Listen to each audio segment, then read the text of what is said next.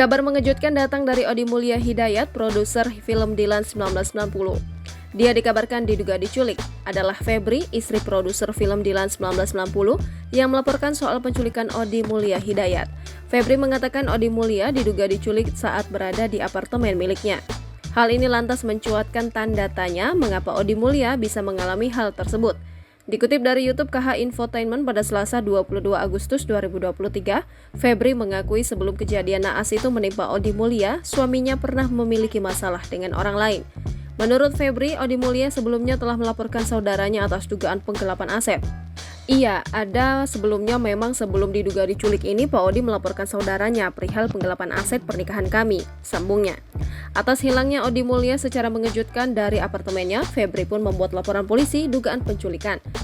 Kemarin lapor di Polda atas dugaan penculikan Pak Odi, orang sakit, terangnya.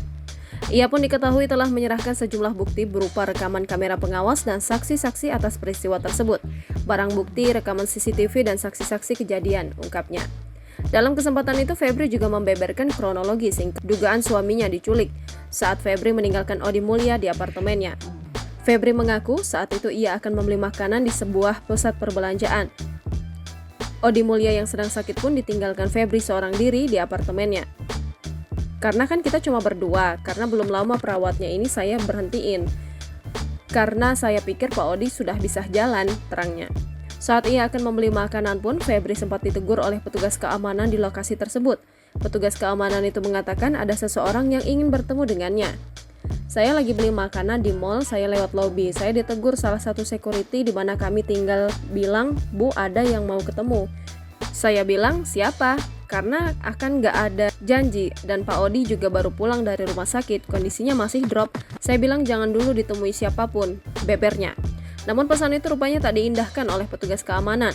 Febri pun panik ketika mengetahui suaminya tak lagi berada di apartemen dengan kondisi pintu apartemen yang terbuka. Saya pikir pesan saya diindahkan sama security. Pas saya pergi makan ke mall, terus saya balik ke unit, udah nggak ada Pak Odinya, jelasnya. Pintu unit udah kebuka setengah, saya panik, saya taruh makanan di lantai. Saya kejarlah security yang sempat nanya tadi. Saya pikir tahu, akhirnya security-nya bilang nggak tahu apa-apa, pungkas Febri. Jangan lupa subscribe, share, komen, dan like ya.